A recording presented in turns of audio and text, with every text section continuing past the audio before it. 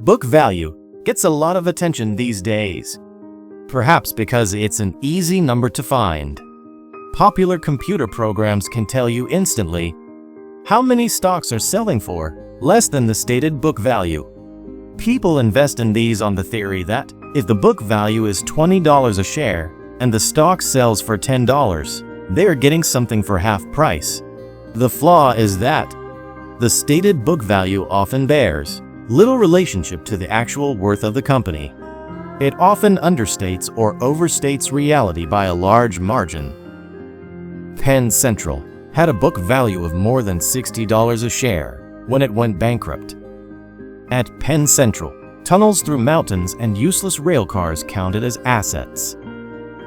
At the end of 1976, Allen Wood Steel had a stated book value of $32 million, or $40 per share. In spite of that, the company filed for bankruptcy 6 months later. The problem was that its new steel-making facility, worth perhaps $30 million on paper, was inefficiently planned, and certain operational flaws rendered it practically useless. To pay off some of the debt, the steel mill was sold to Lukens Corp for somewhere around $5 million, and the rest of the plant was presumably sold for scrap. Overvalued assets on the left side of the balance sheet are especially treacherous when there is a lot of debt on the right.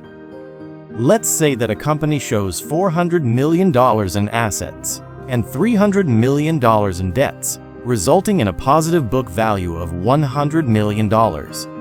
You know the debt part is a real number, but if the $400 million in assets will bring only $200 million in a bankruptcy sale, then the actual book value is a negative $100 million. The company is less than worthless.